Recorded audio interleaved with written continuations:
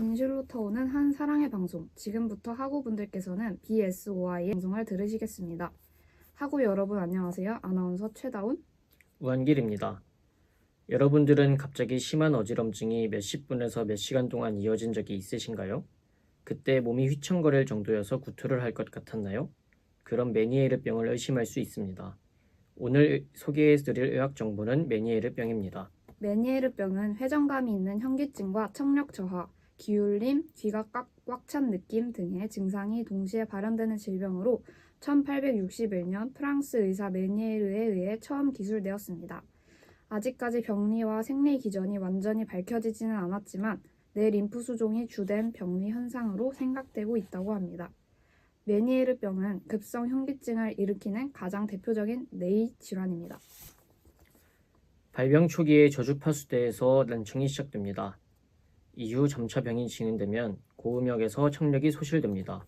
난청은 가장 흔한 증상으로 초기에는 한쪽 귀에서만 나타나고 병이 진행되면 20에서 50% 정도의 환자에게 양쪽 증상이 나타납니다. 그리고 귀에 무엇이 꽉 차 있거나 막힌 듯한 느낌이 들 수 있는데 이는 환자의 약 절반 정도에서 나타나는 증상입니다. 오심과 구토를 동반하는 자율신경계 자극 증상, 즉 두통, 뒷목 강직, 설사 등의 증상이 동반될 수 있습니다. 메니에르병은 아직까지 병리와 생리 기전이 완전히 밝혀지지는 않았지만 뇌 림프액의 흡수 장애로 뇌림프 수종이 생겨 발병하기도 하고 알레르기가 원인이 된다는 보고도 있습니다. 뇌 림프 수종은 유병률이 연령의 증가와 더불어 높아지고 시간의 경과에 따라 진행되는 양상, 그리고 양측성으로 재발하는 특성 등이 관찰됩니다. 따라서 뇌 림프 수종을 발생시키는 중요한 기전으로 자가 면역 질환이 주목을 받고 있습니다. 청력 검사는 병의 진행 과정에 따른 뇌의 상태를 알아볼 수 있는 가장 좋은 검사 방법입니다. 전정기능 검사는 급성 현기증의 발작 시기에 중추신경계의 이상으로 인한 현기증과의 감별 진단에 중요한 역할을 하며 전기와우도 검사는 메니에르병으로 기저막이 왜곡되어 가중전압이 증가되는 현상을 이용하는 검사로 청신경의 활동전압과 동시에 측정합니다. 메니에르병 치료에 앞서 고려해야 할 점은 메니에르병이 일반 질병과 달리 초기 발병 환자의 약 80%가 자연적으로 치유될 수 있다는 것과 발작 증세의 주기가 환자마다 다르게 나타난다는 점입니다.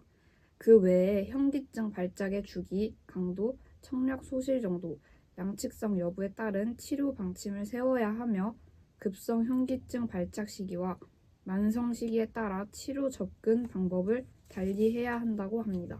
메니에르병에 대한 약물 치료의 효과에 대해서는 논란이 많은데 약물이 급성기 현기증 증상을 치료하는 데에는 매우 효과적이지만 청력 보존에 어떠한 효과가 있는지 또한 병의 진행을 어느 정도 막을 수 있는지에 대해서는 아직 확실히 밝혀진 바가 없다고 합니다.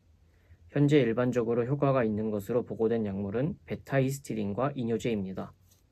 메니에르병 환자의 급성 현기증을 치료하기 위해서는 전정 억제제와 오심 및 구토 억제제가 필요합니다. 주로 항히스타민제인 디멘히드리네이트, 메클리진과 디펜히드라민 등을 사용하여 디아제팜은 가장 많이 사용되고 있는 전정 억제제입니다. 만성 메니에르병의 약물 치료에서 베타이스티딘이 가장 효과적인 약물로 알려져 있으며 이뇨제로는 티아지드 계열, 아세타졸아마이드 요소 등이 사용됩니다. 예방 방법으로는 염분 섭취를 제한하는 것이 가장 중요하며 술이나 커피, 담배, 스트레스를 회피하고 충분한 수면을 취하는 것이 도움이 됩니다. 또한 현기증의 발작을 유발하는 주된 요소 중 스트레스, 과로, 불면, 육체적 피로 등이 크게 작용하는 것으로 알려져 있으며 이러한 유발 원인을 피하는 것이 메니에르병 치료에 보조적인 도움을 줄 수 있습니다. 이렇게 메니에르병에 대해 알아보았습니다. 여러분들께 유익한 시간이었기를 바라면서 오늘 방송 여기서 마무리하도록 하겠습니다. 지금까지 아나운서 최다운, 우한길이었습니다.